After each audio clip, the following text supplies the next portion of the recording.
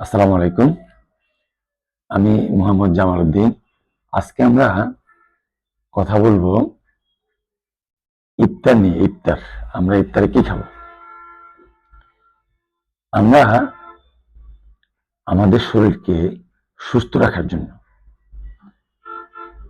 আমাদের শরীরের অসংখ্য কোষকে পরিষ্কার করার জন্য, টক্সিন মুক্ত রাখার জন্য একমাত্র সহজ পথ হলো আমাদেরকে রোজা রাখতে হবে অথবা ফাস্টিং করতে হবে।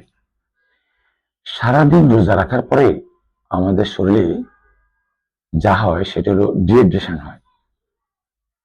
আমাদের প্রচুর এনজাইমের অভাব দেখা দেয়।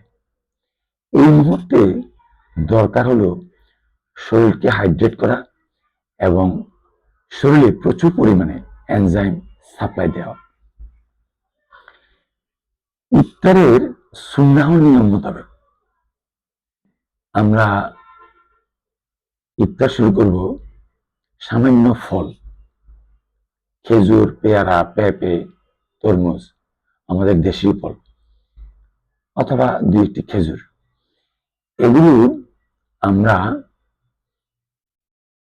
পরিমিত খাবো।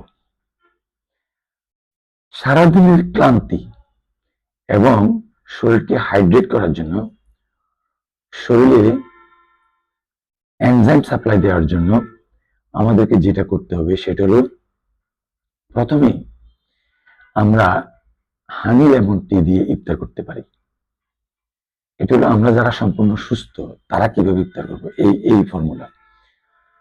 হানি লেমন টি দিয়ে ইফতার করব আমরা, অথবা 500 ml পানি একটা জারে নেবেন বা বড় গ্লাসে নেবেন বা মগের মধ্যে নেবেন, কাঁচের মগ হইতে হবে, নেবেন। এতে এই 500 ml পানির মধ্যে একটি মাঝারি লেবুর রস পুরোটা দিবেন, আধা চামচ ফিঞ্চ সল্ট দিবেন, 1 চা চামচ মধু দিবেন, দিয়ে এটা ভালো করে মিক্স করে আস্তে আস্তে খাবেন। তাড়াহুড়ো করবেন না, আস্তে আস্তে খাবেন। এতে আপনি কি পাবেন? এতে আপনি অ্যান্টিঅক্সিডেন্ট, ভিটামিন, মিনারেলস, ফাইবার, সামান্য ফ্যাটি অ্যাসিডস ও প্রোটিন পাবেন।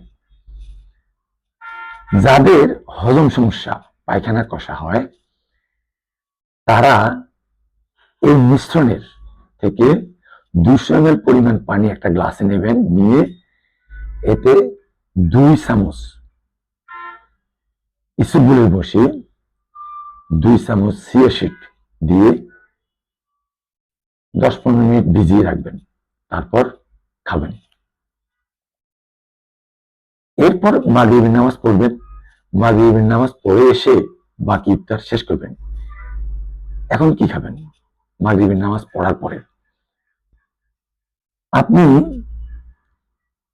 চাহিদা মতে সালাদ নেবেন, ভালো করে আইটেম বেশি দিয়ে সালাদ বানাবেন, ভালো করে পরিমাণ মতে, আপনার পরিমাণ মতে আপনি সালাদ নেবেন।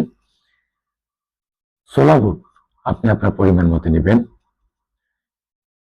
বেগুনি, পেঁয়াজু 2-3টি, এর বেশি নেবেন না, পরিমিত নেবেন, নিয়ে খাবেন। এগুলো বেশি খাবেন না।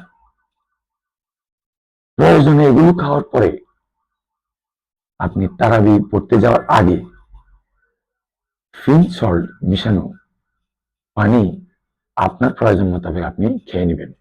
তাহলে আপনার আর ডিহাইড্রেশন থাকবে না, মিনারেলস ইমব্যালেন্স থাকবে না। এটা হলো আমরা যারা সম্পূর্ণ সুস্থ তারা কিভাবে ইফতার করবো।